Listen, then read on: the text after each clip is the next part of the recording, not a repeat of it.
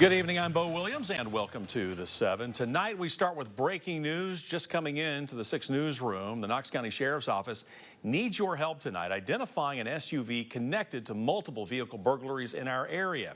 KCSO sharing that the SUV is a gray 2020 Audi Q3 SUV. The car was recovered last night after it was found abandoned off Emory Road near Maynardville Highway. It was reported stolen back in November. According to the incident report, numerous firearms and personal identifying information had been stolen in the vehicle. That's where they found it. Those burglaries, again, from those burglaries, they found a lot of as we mentioned, stolen items and other items as well. But KCSO said they believe the burglaries began near the end of September and have continued through Thursday. Now, anyone with information is asked to get in touch with KCSO by phone at the number you see there on your screen, 865-215-2243. And again, you can call those tips in, and we'll, of course, have much more for you coming up tonight at 11 o'clock. Well, right now, some of the big stories here at 7. Topping the list, we're hearing from a victim's family after a grisly triple homicide.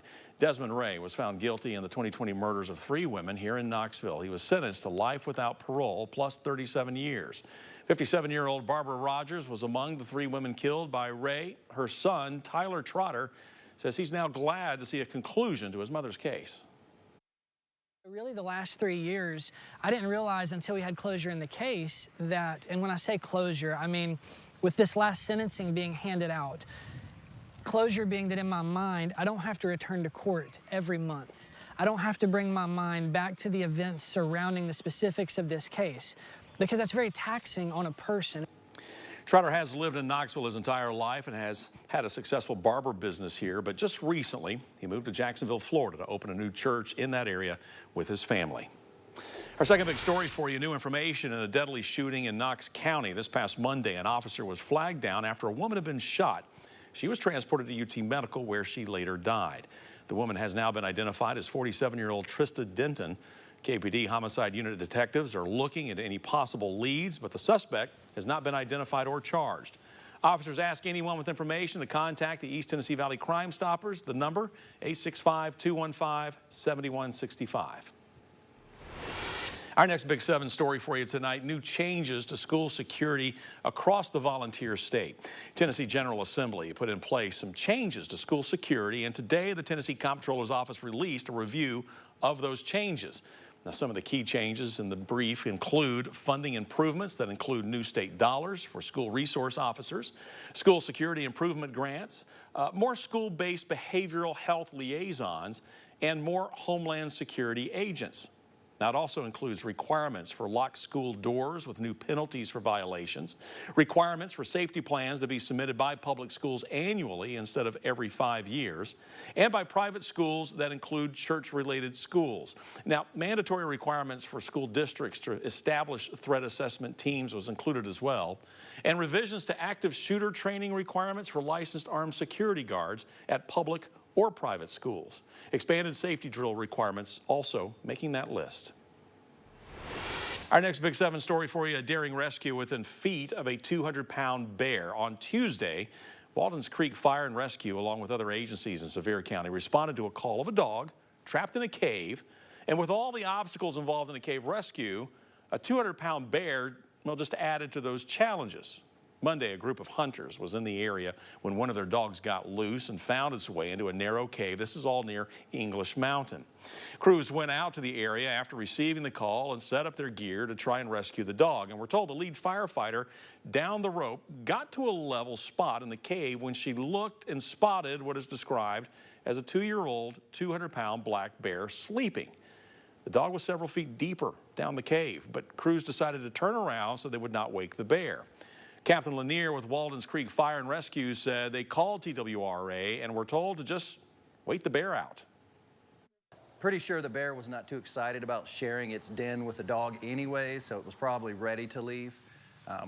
We were notified the next morning, again by rescue squad, that it's back on, the bear's left the cave, and at that point the hunters and the dog's owners had been sitting at the cave watching it to make sure the bear didn't return.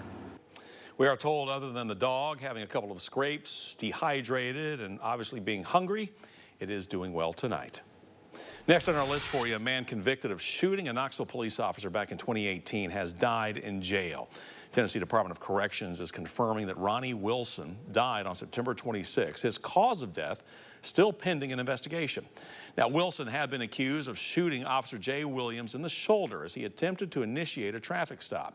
He was also injured in a fire that he had set in an attempt to flee police. The manhunt for Wilson had him added to the TBI's 10 most wanted list. He was convicted by the jury and has been serving his 58-year sentence since June of 2019. The jury also found Wilson to be a member of the Aryan Nation. Of course, we will continue to update you as we learn more. Next on our Big 7 list, a project aiming to protect our four-legged neighbors out on the roadways. We reported earlier this week that a bear was hit by a truck on I-40 in Cocke County. Well, that has us asking questions and bringing you information on the Animal Safe Passage Project. You know, the project aims at having safer road crossings for animals along I-40 between Tennessee and North Carolina. Last year, the Tennessee Wildlife Federation joined the Smoky Safe Passage Coalition to work toward ending wildlife vehicle collisions, creating safer areas for not only the animals, but also people when traveling. Jeff Hunter, who works with the National Parks Conservation Association, talked with us about their research into animal overpasses and other ideas.